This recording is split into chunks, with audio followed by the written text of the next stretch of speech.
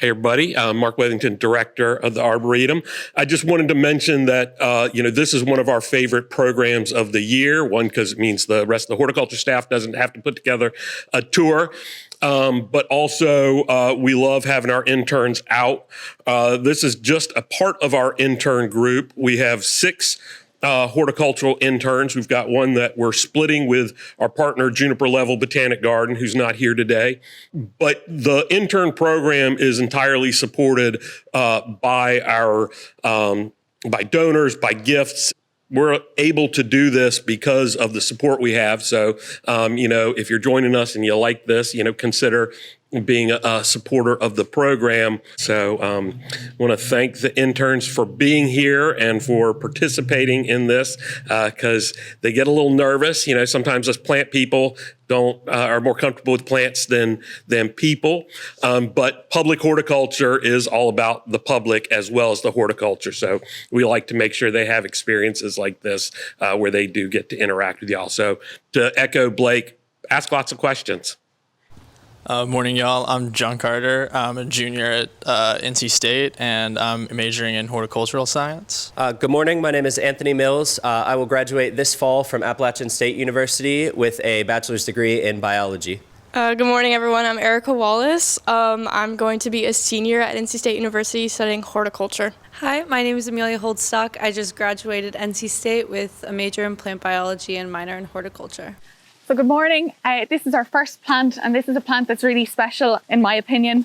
It was a plant I had read about before arriving here in Raleigh, and I didn't realise it was here at JC Raulston. Was walking past one day and caught a glimpse of these lovely flowers. This is Platycrater arguta. So this has been now reclassified into Hydrangea arguta, and this, as you can see, is quite different from what we consider to be a hydrangea. But actually, this is a corymb flower, so the same as what you see on Hydrangea arborescens and macrophylla. It's just much more loosely and much less dense than what we would be familiar with. So as you can see, we also have our sterile florets, much like a lace cap. And then you have your fertile florets there with the stamens, the bright yellow stamens. And I just think that pop of yellow against that pure white is just a gorgeous flower. So platy means flat, crater means bowl or cup, and arguta means white, and that's where that white comes in. There's also a cultivar known as rosea, but personally I think the white is just far more spectacular. So it flowers between June and July, and you get that kind of loose flowering through the plant, and I just think it's so elegant and beautiful. This plant is known to create, or it's known as the tea of heaven. It's this common name. And its leaves are used in Japan to make a ritual tea known as amasha, which is also known as sweet tea in Japan. And it's used to bathe the Buddha on the Buddha's birthday as a ritual bathing of the Buddha statue. This plant grows, as you can see, in a nice round form. And it grows quite loosely, but doesn't tend to kind of get much larger than this. It grows to about 6 to 8, 6 foot by 6 foot. A nice kind of sprawling habit, but never too much, never too dense. I really like this plant. I think it's fantastic. It has no scent, unfortunately, that I know of anyway, but very, very light scent. Spectacular plant. How old is that plant? Do you know? There is a sign here, I'll check. So this was planted, is it 2016 possibly? No, 2003, sorry, 2003. But it doesn't exceed that size. In terms of pruning, actually, it needs very little pruning. Any stray branches that are, impeding on your root, or possibly any dead wood, but no disease known really affects the plant, no real pests. And in terms of propagation, softwood cuttings in May to June are usually the best option, and a little bit of rooting powder, and you're good to go. So this would have been, this was planted 2003, but I'd say full height, 5 to 10 years. Yeah, a really nice habit. Any other questions? It's hardy. through zones 5 to 9. In zone 5 and 6, it will die right back down to the ground, but it'll rejuvenate with herbaceous growth every year. And in zones 7 to 9, then it'll stay as a sub-shrub like this. Any fall colour? Not really, no. It is deciduous and it will drop its leaves, but like most hydrangea, no fall colour, unfortunately. All right, I'll be leading us to our next plant. It's just right around the corner here. All right, hi, I'm John again. This is the Sassafras zumu tree, or the Chinese sassafras tree. I really like this tree because it looks really similar to the Sassafras albidium, which is a native here. And for a long time, this was actually classified as the same thing. It was later reclassified because there are some really distinct differences. Mainly the fact that our Sassafras albidium is a dioecious plant. This is a monoecious plant, so you do have separate, or you both have the male and the female on the same plant. Obviously, it's a straight trunk, it shoots straight up. Our Sassafras albidium here is a colony plant, so while it is really pretty and is a plant that I love to see and smell, it unfortunately is not a great thing to put in your yard because it's going to end up being really shrubby or just shoot up a bunch of shoots. So this is really nice if you just want that singular shoot. You like the sassafras leaves. This gets the exact same leaves that you see here. The nice like mitten-shaped 3 prongs and then singular. You get the same drupes that you get on a sassafras. These get a little bit bigger. They're nice and blue. They are edible, but as we checked yesterday, they don't taste very good. The birds do like them though. Another really cool part about this plant is the blooms that it shoots up in the spring. So while you will lose those leaves after winter, they shoot up these really, really pretty yellow flowers that you can see that our pollinators do enjoy. So it's really, really distinctive right after the winter comes out. It's just shooting these nice yellow pom-poms. I like trees that do different things year round, so this is a really cool tree for that. It unfortunately doesn't have that sassafras scent that you see with albidium, so if that's important to you, I'm sorry. And then in the fall, all right, here we go. In the fall, you get these really nice yellow orange leaves that you see on our native sassafras. So from spring to summer to fall, and then even in the winter, you get this really nice structure. So you've got something for every season. And it's zones 4 to 9, so you get a lot of variation. You can really put it anywhere here. So yeah, I think that's all I have to say about it. If you guys have any questions. I'm sorry, did you say how big it will get? So this tree was planted in 2002, and they say in 10 years it got to about the height that it is. So after it's established, it does shoot up pretty fast, but you do reach a cap around 35 feet-ish. They say in the wild it can reach up to 60, but then they also noted that there were no recorded sources of this. So take it with what you will. Another cool thing about this is it produces essential oil that can be used for rheumatism, but that's a little esoteric, so take it with what you will. All right, really far walk to my next plant. It's right here on this wall. So here we have our Schizophragma Hydrangeoides. It has actually been reclassified to a much less interesting name, Hydrangea Hydrangeoides, in the Hydrangeaceae family. So as you can say, they get really creative with the names. I really like this cultivar, strawberry leaf, because as you can see, it has that really distinct rosaceae-esque strawberry type leaf. I grew up on a strawberry farm, so seeing that leaf on the plant is just really cool to me. I really like the climbing hydrangeas. And as you can see, this one has a really nice reach and spread. Compared to a regular hydrangea or something that you usually see in the shrub form or on the ground, you see that the inflorescence has these singular florets as compared to when you see a usual 3 or 4 on our other hydrangeas. I think that's really cool. As you can see, ours are a little spent right now, but during the springtime, you get these really, really pretty lace white type petals. They can even go to a sort of pink shade, and then on the strawberry leaf, I just think it's a really cool combination. This can grow in zones 5A to 8B, so we fall in there. It goes very well. As far as deer tolerance, it's a poisonous plant, so they don't really like it, and it grows up high, so it's a nice thing to have. The side note to that is if you have children or animals that like to grab leaves and eat them, maybe watch for that or keep it up high. It does tend to die back, but it leaves these really nice golden fall leaves. Earlier I said that I like things that do things year round. This falls under that category. You get the vine, it gets the brown leaves. in the springtime, it comes back with these really, really nice crenate heart-shaped leaves that have the really nice edging on the foliage there. And so now in the summertime, we've got these really nice brownish, kind of reddish tinted inflorescences. So yeah, if you guys have any questions. How do you propagate it? So it's a lot like how you would propagate other hydrangeas. You just take that, you find that terminal bud. That would not be a good one, but you find a green shoot, you take it about 2 buds back, and then I would cut it from there. And it's pretty easy to propagate from cuttings? They said that it's so-so on propagations. It's really slow to establish, but once you do get an establishment in the ground, they said it'll come back every year. I do have to make one small thing. Deer do eat this pretty regularly. You speaking from experience? Yes. I'll be leading us to our next plant, if you guys would just follow me down here. Okay, guys, so again, just to remind you, my name is Anthony, and I'm to my first plant of the tour. Before I get started talking to this one, I did want to let you guys know that I do have a little bit of a theme for the plants that I'll be talking about today.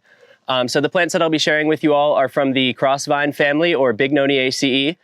These are distinguished by their long tubular flowers, is usually kind of the attraction to grow these. So all of my plants today will be in this crossvine family. So our first one that we'll be talking about is one that I'm sure a lot of you are familiar with. This here is Campsis radicans, the Stromboli cultivar, or the Trumpet Creeper, as you may know it in English. This is a native plant to the entire southern, southeastern US. It can be found growing in zones all the way from 4 to 10. So you can grow this essentially anywhere on the East Coast and as far west as the central United States. This plant is one that's grown for several reasons. It has this beautiful foliage right here, this pinnately compound leaf with these rows of leaflets running down the sides here. It has this thick, leathery foliage that you all are welcome to pass around if you'd like to look at. And it holds on to that pretty far into the autumn as well before it does drop these. So this is a woody vine. It tends to grow rather fast. So if you have a large area of wall that you'd like to cover, you can see it kind of taking this area up on the top here. It is a very fast grower, and because it's native to this area, it loves our climate here. But of course, most people that are planting things in garden care about the flowers that they have on them. So if you all would direct your attention upwards to the not quite spent flowers yet, you can see these beautiful bright red clusters of those long tubular flowers that I was talking about. So this cultivar, known as Stromboli, was selected for the bright red flowers that are there. I have a photo for you all to pass around here comparing the Stromboli flower here to the straight species, which has hints of apricot and orange in it, if you all would like to pass the photo around. So the straight species is something that's likely to be found growing on your roadsides, pretty much any woods in the Piedmont. This plant is likely to be found. As far as Stromboli is concerned, this can be found in pretty much any local garden center and is relatively easy to grow. As far as pest resistance, because it's a native, it's one that our animals here usually tend to leave alone, as far as I'm aware. Because deer can find this pretty much anywhere. If you have our more expensive, tastier, exotic plants in your garden, you all know they're going to go for those.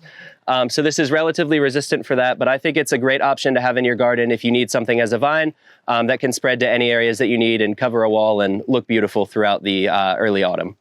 Do you all have any questions about this plant? So the fall color on this is not spectacular. It does just kind of do what a lot of things in Bignoniaceae do, which is where it'll just turn to like a yellow or an orange and then fall off relatively quickly. The flowering time is really long, so they come up pretty early in May, or as soon as it gets sort of to that hot temperatures around here. And these blooms will last through early September, early fall. Yeah. And these bright red blooms I did fail to mention are great for attracting pollinators. So our honeybees and our native bees absolutely love these, our butterflies that are around here. And because they have these bright red long tubes, they are perfect for attracting hummingbirds. So hummingbirds you'll see on the roof later this afternoon absolutely love this thing and our other Campsis that are up there. Any other questions I can answer about this plant? Excellent, cool. I think we're ready to move on to our next one, if you all would let me lead on down to there. So our next plant for the tour, again, that I'll be talking about here is Chilopsis linearis. This is the sweet Bubba cultivar of our desert willow. This is a beautiful tree to have. It's native to the southwestern United States. So this is the only one I'll be talking about that is not native to the southeast. But thinking of the southwestern United States, it prefers those hot, arid climates. So it likes desert type environments with full sun and lots of well-drained soil. This is a wonderful tree to have in your garden because of its sporadic flowers throughout the summer. You could see them on the ends of the branches here, but if you don't feel like doing that, I have a photo of them that you all could pass around to look at that a little bit more closely. So in the wild, the flowering on this plant is induced after a heavy rain, which is of course a little bit more rare in the southwestern US. So if it flowers after a rain here is sometimes, it's not incredibly consistent, but the flowers will come on intermittently throughout the summer, stay for a week or two, drop off, and then it'll reflower several times into early August. It is deciduous, meaning that it drops its leaves every year. The fall color on it, of course, is not spectacular, but it isn't terrible. It turns this gold-orange color that a lot of Bignoniaceae does, and then it just falls off and disintegrates. This cultivar specifically, the Sweet Bubba variety, was selected because it produces less debris than your standard Chilopsis linearis that you would find in the wild. So you'll notice on the ground there aren't any sticks laying around for us to have to pick up. We don't have any seed pods to worry about with this one. So propagation, because it doesn't produce a lot of seed pods, is a little bit difficult. Usually if you get one tree, that's all you got. But it does mean that you don't have to do a lot of intense raking or maintenance below this tree in your garden. Again, it is hardy from zones 5 through 9, so you can keep it here and grow it pretty well. It is just very, very important that it has full sun and well-drained soil that it's used to. What questions do you all have about this plant? As far as pollination goes, our native insects and our honeybees do like this. Because the flowers are so sporadic, it's not going to be your perfect pollinator attractor. But whenever the flowers are open, there is some insect preference there. They will visit it and they will go to it. Excellent, thank you. I believe Eileen is leading us to our next one. Perfect. So this is Hydrangea Longa Pea. And hydrangea, the name, it comes from the Greek hydra, meaning water, and agos, meaning cup shape. And as you can see, these are the seed capsules, and they're quite an unusual cup-shaped capsule. And the name Longa Pea comes from long and pes, meaning foot, and that's in relation to the long petiole here on the leaves. And it can be up to 1 foot long. And so this hydrangea, I think, is just a spectacular specimen. It's quite an unusual species. It's not something I've ever come across, and even reading hydrangea books, it's often not mentioned. But it just has such a fantastic inflorescence, 4 to 6 inches in diameter, and that peeling bark that is on many hydrangeas, but I think it really showcases that bark when it's grown up like this and not pruned too tightly. So in terms of maintenance, minimal pruning, minimal maintenance again. It pretty much any kind of overgrowth or, stems that have gone too long can be pruned back just after flowering. But other than that, just cut out any diseased or dead wood and cut off any dead inflorescences after flowering. This does require quite a bit of shade, so dappled shade and good moisture, good fertile soil. And it's just a fantastic specimen. It tolerates quite high heat. It's hardy from zones 5 through to 9 as well. And its new shoots in the springtime come up with a kind of loose downy hair that's just beautiful, I think, in the springtime as well. It gives it that spring interest. Unfortunately, it doesn't have much autumn colour, but it does provide so much summer flowers. This has been in flower since I arrived back in June, and I'm sure it'll continue to flower right into August. And so this plant, or this species, was originally introduced by E.H. Wilson, the famous plant hunter in China. He introduced over 2,000 specimens into Western horticulture. And this plant was originally collected, or this species was originally collected for Veitch Nursery in the UK, but seed was sent to the Arboretum and proceeded to make its way around the US. So really quite a rare species, and I think it's a good one to try growing. Propagation, it can be taken by softwood cuttings from May into June, or hardwood cuttings. Generally softwood have been more successful, but hardwood cuttings in the early fall. Does pH affect the color of the flowers on this like it does other hydrangeas? No, not at all. Now it does prefer slightly acidic pH, but from what I've seen and read anyway, it has no effect on the colour of Longa Peas. Thank you. Okay. Hi everyone, my name is Amelia. I'm going to be talking about the Fuchsia Sennehoff right here. It's part of the Oenograceae family. It is a perennial subshrub with woody or semi-woody stems and deciduous foliage. It's a hybrid that prefers part sun to light shade, and it does well within the zones 7A to 8B. It's heat tolerant and winter tolerant. It can grow 30 inches in height and 3 feet in spread. It comes from the Suntory breeding program in Japan, and it was bred in 1997. It attracts many pollinators, some being hummingbirds and bumblebees. And I enjoy it due to its fun coloring. It's very eye-catching, and its flower morphology I think is really unique. It's also deer and rabbit resistant. Any questions? What's the flowering season? I think it's spring to summerish. Yeah. Okay. So here is the Calathea Aphrodite. It's a hybrid sweet shrub.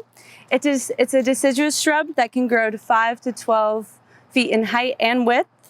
It does well in zones 5 to 9, and it grows well in full to part sun. It produces large, fragrant, deep red flowers in spring and early summer. They'll look like this. I'll pass this around. You guys look. There's also one at the top, but it's kind of sunny, so. The flowers have a very unique smell. It's said to smell like pineapple, strawberry, banana, and bubblegum. So whatever you guys think, let me know. So these dark green leaves turn yellow golden in the fall. And the bark is known to smell, it has fragrant bark in the winter. It's deer resistant, and it's from Tom Rainey's breeding program. It's a cross between the Calacanthus chinensis and the Calacanthus occidentalis. I enjoy this plant due to its long blooming nature, and I love how it's a large, lush shrub, and it's good for privacy in your garden. Yeah. What do you guys think of the smell? Did anybody get to smell it? It was good. Doesn't smell? Smells meh. I also read that, like, depending on the time of day, weather, it kind of changes. Yeah, not getting anything? Darn. So much for the bubble gum. I was hoping it would. Okay, so this is a Buton Traffic Island. This is a complex hybrid we got from Atlanta Botanical Garden. It's in the Malvaceae family, so the mallow family. It's a deciduous shrub, but if we have a mild winter, it'll keep some of its leaves. But when we're getting to 10 degrees and lower, it's gonna start to drop them. And it keeps the green color through the fall and just drops some green. And what I love about this plant is its maple-looking leaves. It's like if you took a maple tree and shrunk it. It's really cute. But more than that, I love the flowers. They're these showy bell-cup flowers that are like lanterns, and they hang down like this. And what's special about Traffic Island is they have these dark calyxes, unlike other abutulons. So they're a dark color. And then this color of the flower is also really interesting with orange and like reddish veins. And it flowers throughout the summer kind of intermittently, and right now it's in more of a closed spot, but sometimes, or they'll start to open more, and I don't see a great example, but they kind of look like hibiscus, being in the mallow family, and kind of like okra, so it's a really beautiful flower. And along with being just beautiful, it also attracts hummingbirds, so it'd be great in like a pollinator garden. And hence its name Traffic Island. It's really good on like roadsides. Oh, here's some beautiful ones Mark's found. We want to pass them around. They're a gorgeous flower. Yeah, hence its name Traffic Island. It's really good in like hostile environments, like right next to a path. We actually have one kind of out by the sidewalk near Barrel Road that's doing good. So yeah, any questions about this abutulon? Do deer eat it? Yeah. I don't know if the Raulston rabbits eat it though, no? Rabbits will eat young ones. Okay. They actually will really go after young, newly planted ones. It's a fairly easy plant to grow. I think so, yeah. It does look a little weepy right now, so maybe it has higher watering needs, but since it's called Traffic Island, so I think it's supposed to take some harsher conditions. Awesome. Okay. Cool, so my final tree that I'll be talking about today, this is Catalpa bignonoides, or the golden leaf catalpa. This cultivar is called Aurea, and I'll get to why that is in a little bit. So this again is in the Bignoniaceae family, so it's known for its large flowers, but this is not the reason that this cultivar exists. The flowers for this one are really pretty, so I'll let you guys see this one. They shoot up in early May, they're white, they have these bright yellow and purple streaks through them, but this is usually not the reason you grow this plant, especially because they flower from the top, which you usually can't see. This plant is grown for its foliage, which is absolutely magnificent in the early spring whenever it shoots first up, because as I said, golden leaf catalpa, these come out actually golden looking. They are a bright yellow leaf whenever they first come up early in the spring, and of course that color fades throughout the summer when you get back to this dark green color. So this tree is absolutely beautiful because of the foliage it provides, but what else does it do? It creates shade. This tree, of course, it looks small and puny here because we keep it this way intentionally. We want to be able to show what the foliage looks like whenever you look at it here. However, this can grow to a 30-foot tree if that's what you desire to have in your yard. It loves our areas here. It's native to the deep south US, so Alabama, Georgia, that sort of area. But it can grow very well here up to zone 9, no problem. Whenever you keep this in the garden, it's relatively easy to maintain. It doesn't produce a lot of debris, and it does provide a lot of shade with these giant thick leaves that it has coming out here. As far as fall foliage goes, I'm excited to say that this one actually is really pretty for once. These, as it is the golden leaf catalpa in the spring, it once again returns to that nice bright golden color before they fall off in early autumn as well. As far as pests go, again, being a native, usually deer and other mammals tend to ignore this thing. It is susceptible to one particular type of insect that comes through called the Catalpa hornworm, which turns into a beautiful sphinx moth. Basically, this will come through once a year, pretty much defoliate the entire tree, and then being a catalpa, it'll just reshoot those leaves right back up, no problem at all. That's already happened to this tree this year. You could see some still where it's been eaten off at the bottom here, rather than being that complete heart shape, but this tree doesn't mind it, especially once it's established. Those leaves will just come right back up, and they'll come back golden again, so it's kind of worth having there. What questions do you all have about this tree that I can answer? Yes? Does that have the typical long bean type seed pod? It does, yes. Yeah, it's hard to get that out of catalpa. That's kind of what it's known for. But yes, this does produce the long bean-like seed pods that you see in a lot of Bignoniaceae. But these are, it produces them, I guess anecdotally, fewer than the straight species this cultivar does. And this is readily available. This is not a rare tree to find. You could probably go to Lowe's and buy this right now. Yes? And when it reflushes, is it gold in the leaf color? Yes. Whenever it reflushes, especially if it's the middle of the summer, it changes color based off of temperature usually. So if it's getting those long, hot days of tons of sun exposure, it's going to just fade that color back to green. But if whenever it reshoots, it will come out gold again for a few days at least.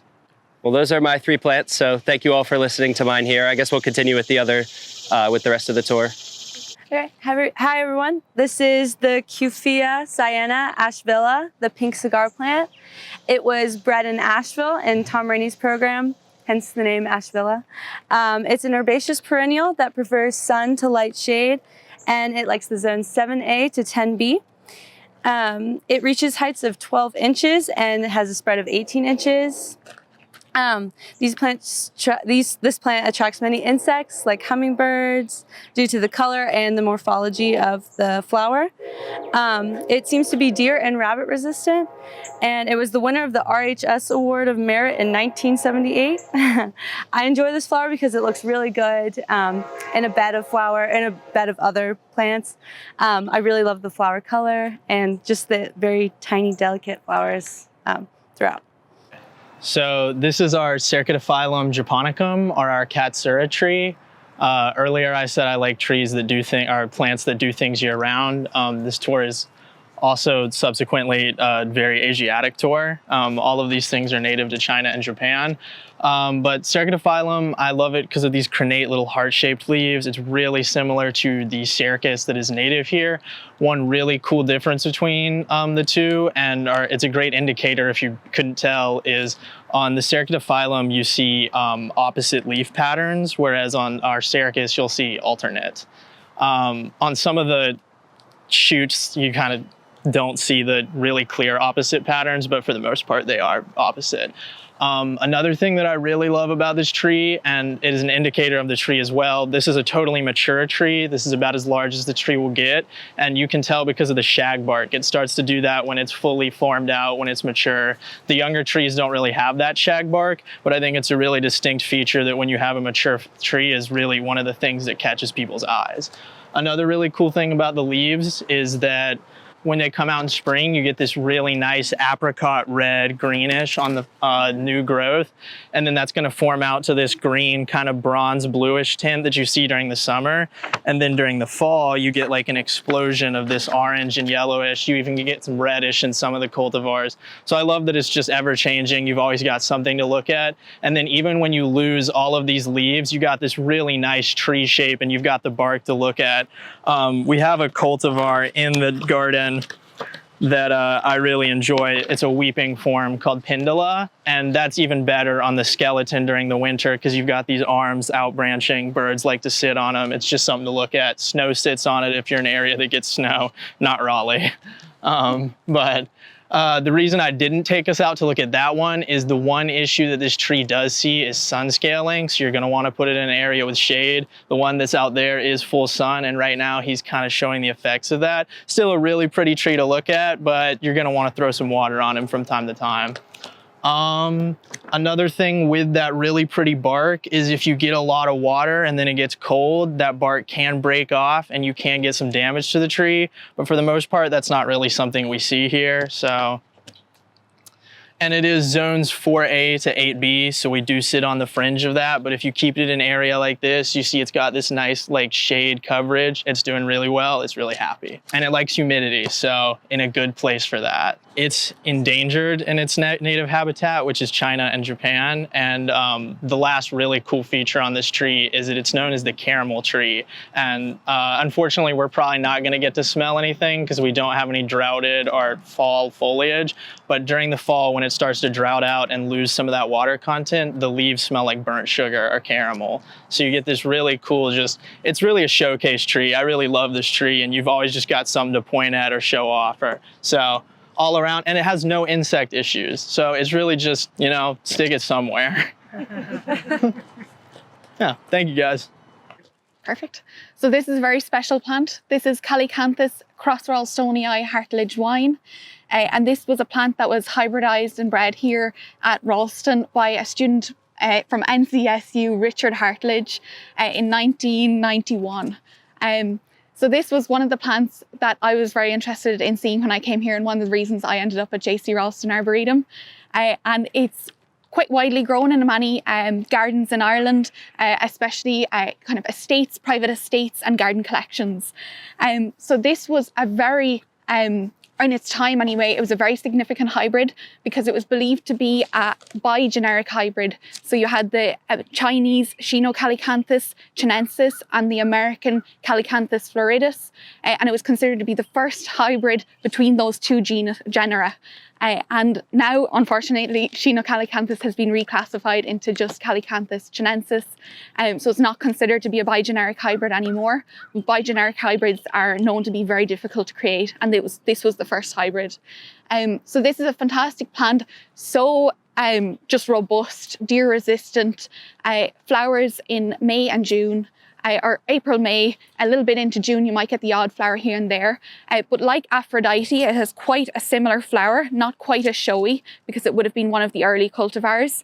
But this is its parentage here. So this is the Calycanthus or the Calycanthus chinensis. And then this is Calycanthus floridus. And then that would have been the first time it flowered here at JC Raulston. And yeah, I just think it's a fantastic shrub. It can be grown as kind of understory in either full sun or dappled shade, and you can underplant it. I generally recommend light pruning, cutting out any dead wood, just keeping its shape, maybe reducing down the crown a little bit, just pruning out some of the dead wood and rejuvenating it. But in general, just a fantastic shrub and beautiful flowers. Any questions? Yeah? Yeah, does it sucker the way the native one does? I don't think it suckers nearly as much as the native one. I haven't seen it anyway. I've always just seen it grown and keep its shape as it does. And it is sterile as well, so it won't seed. So in terms of propagation, it should only, or really the best way is softwood cuttings, May to June as well, but no seed, unfortunately. Any more questions? Okay, I think we're on to the next plant then. Thank you. Okay, this is Piper arboretum. It's commonly known as the root beer plant. It's in the Piperaceae family. So if you have the houseplant Peperomia, that guy is in the same family with this. It's native to tropic Mesoamerica, so southern Mexico, Guatemala, northern Colombia area. It flowers in September with these white spike-like inflorescence, but they're pretty insignificant ornamentally. It's an evergreen shrub in zones 10 and 11, but it's a herbaceous perennial here in zones 8 and 9. What I love about it is its beautiful, broad foliage. It adds a good texture to the garden, but what's really the charm of this plant is when you tear it up, it smells like root beer. Hence its name, root beer plant, if you want to pass that and smell it. In Mexico, this plant is known as Hoja Santa, and it translates to sacred leaf, which comes from the legend that baby Jesus's diapers were dried using the piper leaf. And they use it a lot for cooking. So they use it in stews and sauces, and they occasionally cut it into fine strips to be used as condiments for soup and egg dishes. They also wrap fish, meat, and cheeses in this leaf to give it some flavor. And it's a very important ingredient in mole verde. And I also learned this morning it's used in a lot of native cultures for like headaches or fevers and like sprained ankles. They use the leaf and they wrap it around their body for healing things. And some sources explain that in small amounts this plant is fine to use in the kitchen, but some sources also say it's toxic in large quantities. So I wouldn't recommend it in like a children's sensory garden. But if you don't have little ones running around, it's a great plant to add both texture and a sensory experience to your garden. And you can also experiment with some cooking with it too. And it's not attractive to pollinators. And as far as I know, the rabbits do not eat this. Any questions about it? Did you say this was evergreen? In zones 10 through 11, my research said. But here it dies to the ground. Okay. Next plant's up here. So this is our last plant of the tour. This is Tsuga canadensis, commonly known as Eastern hemlock. It's native to the United States, but it's more happy in the northern regions and at higher elevations. It's in the pine family. In 2012, this plant was 6 feet tall. In 12 years, it's only a little bit taller, so it's very slow growing. It's hardy to zones 3A to 7B, which Raleigh, North Carolina is technically not a part of anymore, but it's often an understory tree in the forest, so I would recommend planting it in shade. It is very tolerant to the shade, being an understory tree, and it could protect it from the summer heats we have here. And what I love about this plant is its super cute cones. They're super little, like smaller than an inch, and they're just precious. The smallest little cones, which other conifers don't really have. And it also has an interesting underside of the leaf. It has, under its needles, it has 2 white lines. It's kind of like its mark to tell you like, hello, I'm a Tsugas. And something Michael Durst said was actually, it's one of our most beautiful conifers, so I have to agree with him. It also has a very beautiful form when it matures. This one you can't really tell, but it's very interesting, like architecturally. Yeah, so it would be great in like a woodland garden, a native garden, and anywhere you have mature pines or oaks or anything, and it can be an understory. Any questions about Tsuga? Yeah, it's a very good habitat for birds and small mammals, which is another big attraction for it. Is there a reason you chose this straight species and not one of the cultivars? Yeah, because I love it, but also the cultivars don't look as good. Right. They don't. Hey, great. Well, this was fantastic. Thank you.